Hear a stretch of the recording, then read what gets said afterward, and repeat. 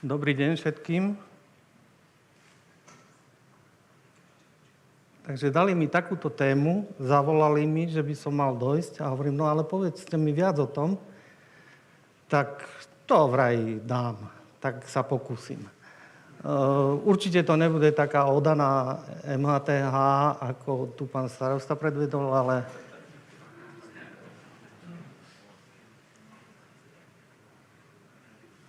asi opačne.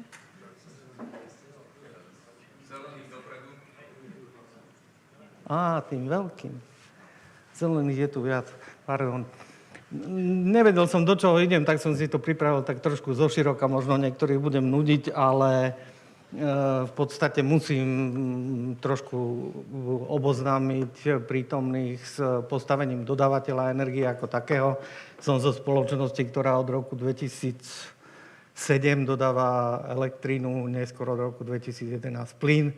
A sme vraj najväčší súkromný dodávateľ na slovenskom trhu, takže na to, aby sme pochopili, čo sa vlastne stalo za posledné 2 roky, v roku 2021 už ako predzvesť nejakého konfliktu prišlo postupný nárast cien elektriny, plynu, kríza plynová hrozila, ale to pán Topolánek vysvetlil lepšie, takže to sa mu do toho nebudem miešať. Dôsledkom toho bolo, že došlo k enormnému nárastu cien elektriny, plynu a následne samozrejme aj tepla. U tepla vyrábaného z plynu došlo ešte k nejakým takým situáciám, kedy niektorí proste neverili, že plyn môže byť taký drahý, tak ho nekupovali. My sme tiež neverili, že elektrina môže byť taká drahá, ale taká tá naša historická skúsenosť je, že ten trader, ktorý u nás nakupuje elektrinu, sa nesmie zaľúbiť do ceny. Nesmie uveriť, že toto predsa nemôže byť, že 100 eur elektrina, megawatt hodina. Potom príde na to, no nemôže byť 150. Príde na 200, to už končím, to už nekúpim. A samozrejme, on to liezlo hore a tí, čo nenakúpili, tak už medzi nami dodávateľmi nie sú. Z energetickej krízy bolo treba nejakým spôsobom vykorčulovať. Samozrejme, tá situácia bola súbežná s tým, že celá Európa hovorila o zelenej budúcnosti, že všetko bude fajn a vlastne energetiku vyriešime diverzifikáciou zdrojov, prejdeme z uhlia a už tu bude len slnko svietiť, vietor. To nie všetko sa plynule podarilo, tá kríza to dosť výrazne usekla, ale prichádza k tomu, že v energetike ako takej sa menia zdroje a prichádza výrazná decentralizácia výrobných zdrojov v elektrine, je masívna náhrada obnoviteľnými zdrojmi, hlavne teda na území Slovenskej republiky sú to fotovoltické zariadenia. Neviem, či ste si cestou z Viedne, zo Švechatu všimli, že na Slovensku nefúka, v Rakúsku fúka neskutočne, boli tu aj páni z Viedne, tak stačila jedna štúdia na vtedajšom aj súčasnom SEPSe, ale aj historicky, ktorá povedala, že to my nie, to u nás sa nedá uregulovať, u nás tá situácia je úplne iná a my máme inú štruktúru zdrojov, máme jadro, my jednoducho vietor využívať nebudeme. Dnes SEPS sám tlačí na to, že k toľkým zdrojom fotovoltiky, koľko je rozbehnuté, tak potrebujeme aj vietor a zrazu aj hľa na Slovensku začína výchrica. V plyne geopolitická situácia, o ktorej pán Topolánek hovorí aj tak, tak vlastne tá diverzifikácia dodávok z Ruska je európsky problém. Áno, predražilo sa to, je dodávaný skvapalnený plyn a bohužiaľ proste lacnejšie asi nebude. My sme očakávali, že keď sa LNG predáva do Číny za 80 €, takže keď dáme 85, tak to bude stačiť. No nestačilo to a v roku 2022 boli na trhu aj ceny, ktoré presiahli 300 eur. V elektríne slovenský trh presiahol 1000 eur za megawatt hodinu. Dnes našťastie už tá cena išla dole a už je to, nie je to ešte akceptovateľné, ale približuje sa to. V tom roku 2022, keď niektorí dodavatelia padli, pretože nemali dostatok nákupu za sebou a ceny išli extrémne hore, tak sme očakávali od regulačného úradu, ktorý je taký nejaký riadiaci prvok trhu s energiami, nejakú pomoc. Tej sa nám nedostalo. V podstate úrad nevyužil nástroje mimoriadnej regulácie, na ktorú má vlastne v zákone ustanovenia a viac menej neurobil nič. Následne vláda prijala krízovú reguláciu ako vyšší level mimoriadnej regulácie. Keď si porovnáte tie slova, tak je niečo mimoriadne a ešte je niečo krízové. A až na základe toho došlo k tak trošku až bujarému rozdávaniu peňazí, keď to poviem, že len také prirovnanie, cena elektriny pre domácnosti je zaregulovaná. Samozrejme, platí to aj vláda, platia to aj Slovenské elektrárne a nevidíme do pozadia toho, ako je to urobené, ale dnes predávame elektrínu domácnostiam za 75 eur. V roku 2009 sme predávali za 110 a to boli domácnosti rozdelené na malé a veľké domácnosti sme predávali za 145 eur, za to isté. Takže myslím si, že štát sa priklonil v niektorých veciach až k prílišnému rozdávaniu peňazí a kategória zraniteľných odberateľov bez nejakej presnej definície sa rozširovala. O niektorých sme sa dozvedeli 15. decembra 2022, že od 1. apríla 2022 sme pre nich mali nakúpiť elektrínu. Nevykonateľné, ale bohužiaľ tá realita toho stresového obdobia pod vplyvom veľmi veľkého populizmu v tej dobe vlastne takto fungovalo a myslím si, že preto ideme aj v najbližších dňoch nejaké zásadné rozhodnutia robiť, aby vlastne ten štát nedopadol jak iný štát južný. Prejdem do toho, že, čo ma hovorili, že či spoločenstvo v teplárenstve je alebo nie je a proste tie príbuzné témy medzi elektroenergetikou a teplom. Tá elektroenergetika má jednu zásadnú vec.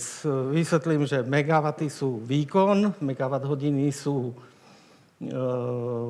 práca, ale v elektrine my pracujeme s minútami, meráme v 15-minútových intervaloch, nie ako v teple, že proste pracujeme s tým detailom. To nám umožňuje pri obnoviteľných zdrojoch výrazne viac hospodáriť s energiou tým, že Slovenská republika rozhodla o nasadzovaní inteligentných meracích systémov. My máme presné priebehové dáta, takže vieme s tým pracovať.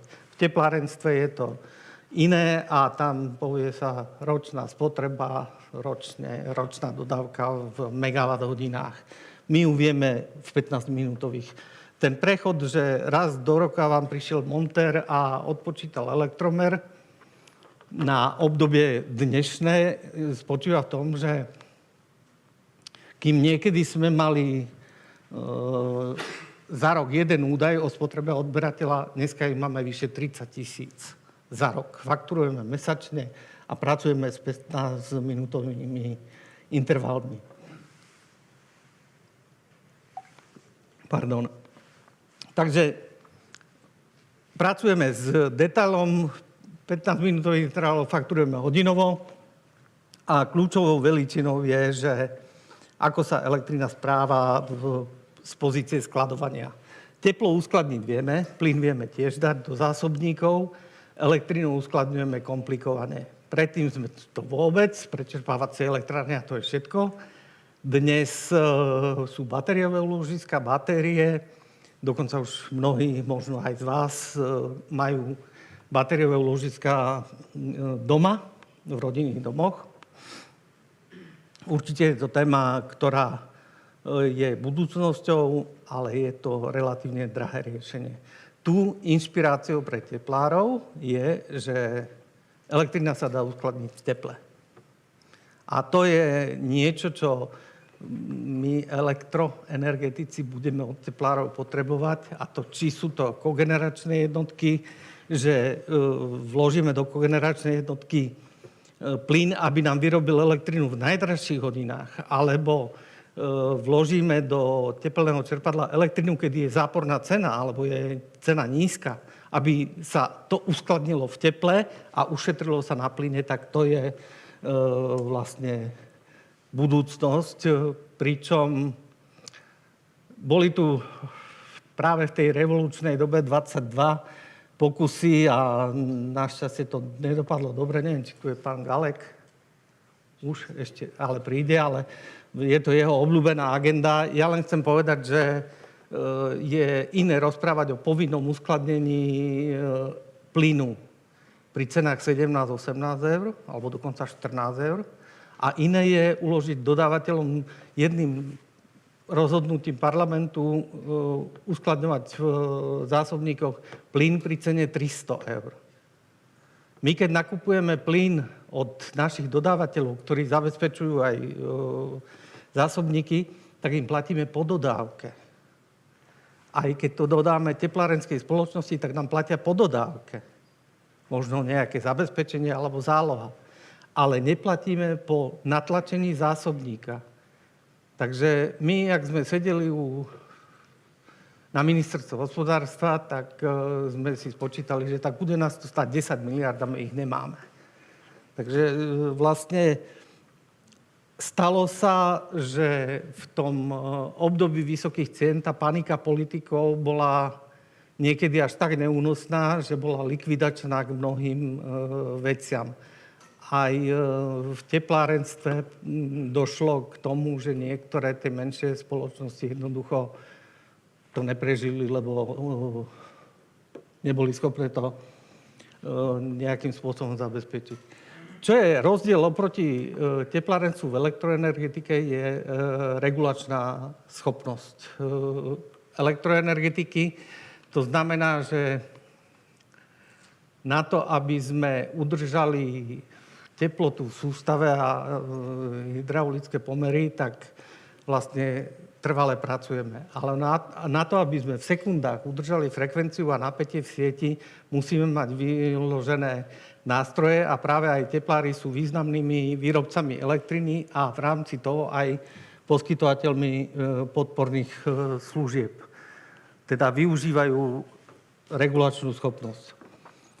V elektroenergetike, na rozdiel od teplárenstva, vyšiel nový zákon o energetike, vyšli z iniciatívy Európskej únie nové pojmy sa zavádzajú a už vyšli aj pravidlá trhu v elektroenergetike a v plyne, ktoré zavádzajú nové výrazy. Máme aktívnych odberateľov. Aktívnym odberateľom je ten, ktorý nielen spotrebováva, ale aj vyrába elektrínu. Klasický príklad: rodinné domy alebo menšie firmy, alebo aj väčšie firmy na priemyselných parkoch, na strechách, fotovoltiky. Tým, jak som spomínal, že na Slovensku aj fúka, tak už bude aj na Duslo ide stavať veterný park a proste veľa iniciatív je takých, že vlastne sú to noví výrobcovia, ktorí... Ale ten základný princíp je, že ten, kto spotreboval, si ide aj vyrábať. Zdieľanie elektriny, to je asi najvýznamnejšia vec. Tým, že obnoviteľné zdroje nevieme donútiť, aby slnko svietilo v noci, ale nebudeme mu brániť, aby svietilo cez deň. Cez deň vlastne vyrobí ten aktívny odberateľ na svojej streche viac, než spotrebuje. A on môže tú elektrinu zdieľať. Môže ju zdieľať s iným, môže ju zdieľať so susedom, môže ju zdieľať s niekým iným v rámci jednej sústavy, ktorou je nie jak v teplárenstve, že dané sídlisko alebo to, čo je za výmenníkovou stanicou, ale v podstate je to celá Slovenská republika. Hej, už do Čech by sme museli tú elektrinu vyvážať, ale v princípe ju vieme zdieľať aj tam. Z tohto dôvodu slovenská legislatíva zaviedla taký nejaký povinný nástroj, IT firmy, ktoré sa o to bijú, alebo aspoň v rámci štátnej akciovej spoločnosti OKTE riešia. Vzniká nejaké energetické dátové centrum EDC, na ktorom toto zdieľanie elektriny, ale aj ďalšie nové pojmy budú môcť byť využívané. My, keďže sa nám nechce ani nedôverujeme EDC, tak sme začali robiť zdieľanie elektriny najprv, že keď ja som výrobca, mám svoju spotrebu a vyrábam viac, tak sme ponúkli virtuálnu batériu.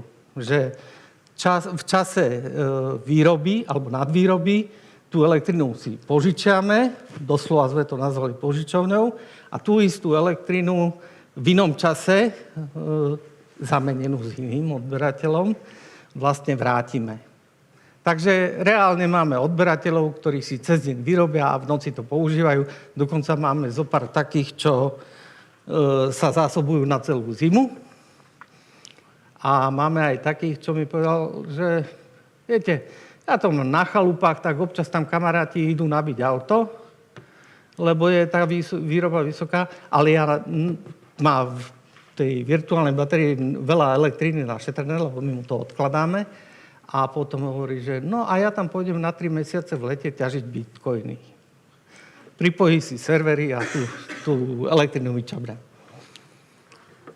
Dynamické ceny elektriny, to je tiež nový pojem, aj keď nový. My ho robíme od roku 2016 a pracujeme v rozdielných, tak jak máte dvojtarif, že vysoký, nízky, tak my pracujeme so štvortarifom v časových blokoch a so sobotou, nedeľou v iných cenách. S tým, že pre firmy sme zaviedli vlastne to isté odvodené od spotových cien. Takže vlastne na tých dynamických tarifách vznikajú cenové rozdiely a je na zákazníkovi alebo na tom odberateľovi, ako sa on správa, ako hospodári s tou elektrinou a či si náklady zníži alebo zvýši. Ten prepočet robíme výlučne pri nástupe meradla, že pri prechode na priebehové meranie, ako porovnávame typový diagram s jeho realitou. Ceny sú nastavené na typový diagram, keď sa správa lepšie, zníži náklady. Máme prípady až o 30%.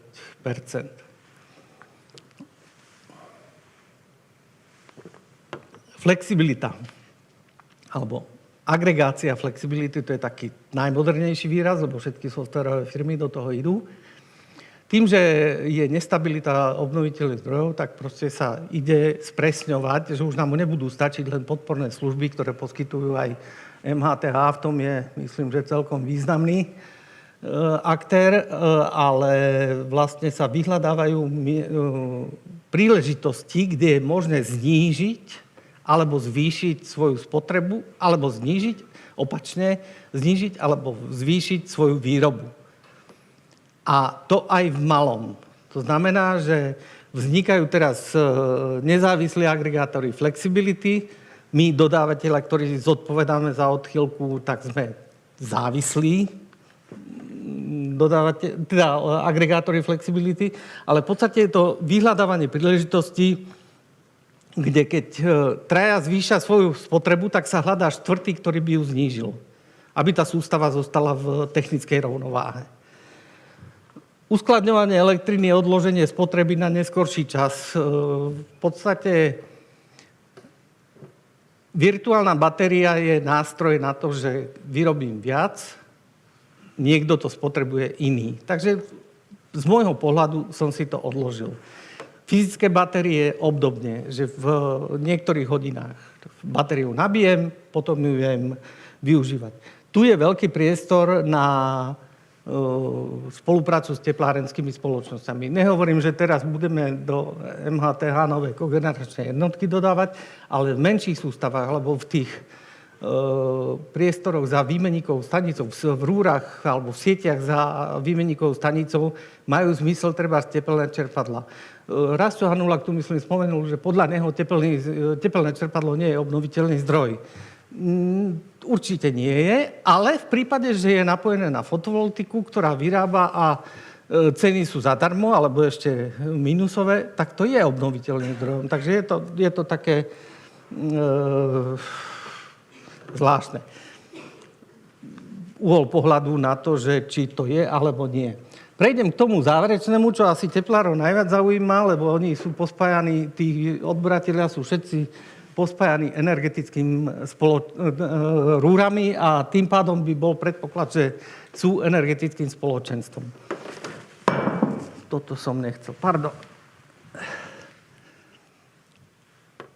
Energetické spoločenstvo je definované v zákone o elektroenergetike v pravidlách trhu a má niekoľko podmienok. Nie všetkým rozumiem. To poviem na rovinu. Energetické spoločenstvo je právnická osoba. Tak je napísané v zákone. Registruje sa na regulačnom úrade. Máme už na Slovensku prvé. Jeden pán ďakujem. Jeden pán z Prešova iniciatívne, ešte predtým, než vyšli pravidlá trhu, proste si dal zaregistrovať na regulačnom úrade energetické spoločenstvo. O budúcnosti diskutuje, že čo bude vlastne to spoločenstvo robiť. Energetické spoločenstvo je založené na účely výroby, dodávky, zdieľania, uskladňovania, činnosti agregácie, distribúcie, prevádzky na viacej stanice. Široké spektrum. Všetko z elektroenergetiky. Nevykonáva činnosť za účelom dosiahnutia zisku. To znamená, že je napísané, že je nezisková. Ale v inom odstavci sa v pravidlách trhu píše, že 50% zisku môže rozdeliť medzi členov. Tak som sa pýtal regulačného úradu, prosím vás, že jak budem vedieť, koľko je 50% zisku, keď nevediem účtovníctvo? Nemám povinnosť. To tam zabudli dať. Dali, že nejaká paralela so zákonom o neziskových organizáciách. Veľmi povrchne prevzaté z Európskej únie a nedotiahnuté.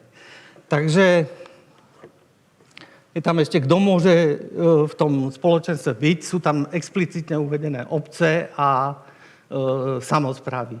To je zaujímavá téma, pretože napríklad mesto Trnava, pán primátor sa rozhodol, že budú fotovoltiky a my už dneska, myslím, že 9. 10. fotovoltiku robí.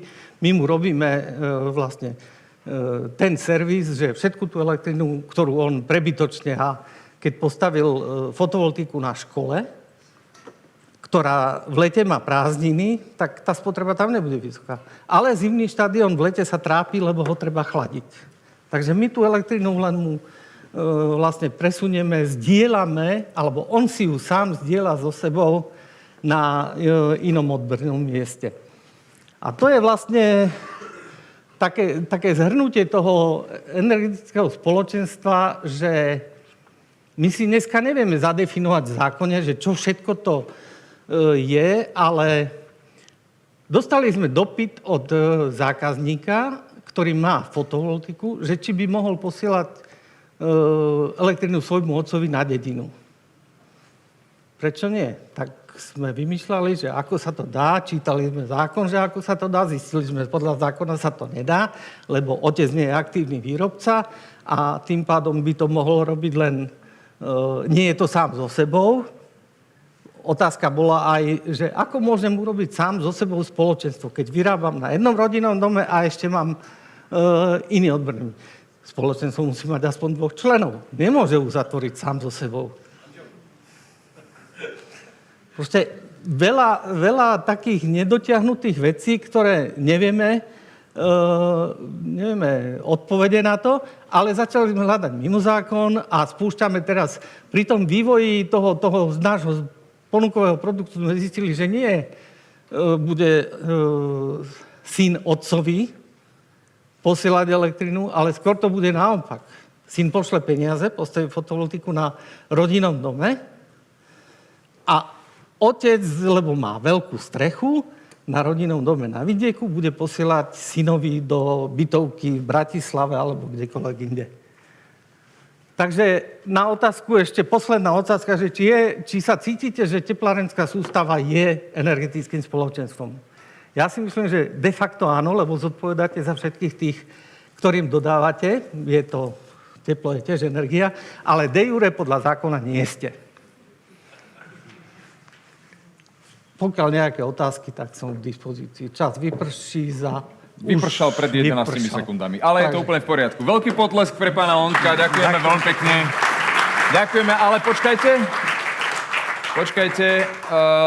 Predsa len možno, máme tu jednu otázku, takže ak ju veľmi rýchlo odpoviete, tak budeme veľmi, veľmi radi, pretože tu teraz vyskočila, tak poďme na to, ako je podľa vás lepšie nakupovať energie, samozrejme elektrinu a plyn, cez dlhodobé forwardové kontrakty alebo na krátkodobom spotovom, ale predsa len riskantnom trhu. Celý obchod s elektrínou sa presunul na základe riadenia rizík do oblasti spotu. Je to z toho dôvodu, že pri forwardových cenách máme jeden nákup, ktorý proste môže si povedať, že dnes mi kúpte. Najväčšia finančná inštitúcia tohto štátu dali pokyn, dnes mi kúpte. 1001 eur. Na druhý deň kúpili ste? Nie, čo som, nie som debil. Joj, chvála Bohu. Takže to je realita toho forwardu, že v tom dramatickom období to skákalo extrémne veľa. Ráno bolo o 20 eur viac alebo menej než popoludní. V priebehu pár hodín sa to menilo. My sme regulačný úrad nahovárali už v roku 2022 na začiatku roka, že prejdeme na spot aspoň v 10% dodávky u všetkých kontraktov. Že veľmi to pomôže, lebo keď my už nemáme kde nakúpiť elektrínu na to upresňovanie dennej pozície, úrad nereagoval alebo odmietol toto tvrdenie. Život nás donútil a začali sme presvedčať odberateľov, že ak sa cena má upokojiť, tak sa upokojí najprv na spote, zo dňa na deň. Ale na forwarde, keď podpíšu ročnú zmluvu, tak sa to neupokojí a potom jednoducho tie ceny neklesnú. Dnes 80% našich odberateľov prevažne nakupuje spot od nás a pre rok 2024 ponúkame 50/50. Vyber si ty, aké riziko je. Takže 50% dodávky ponúkame za forwardové ceny a 50% za spotové.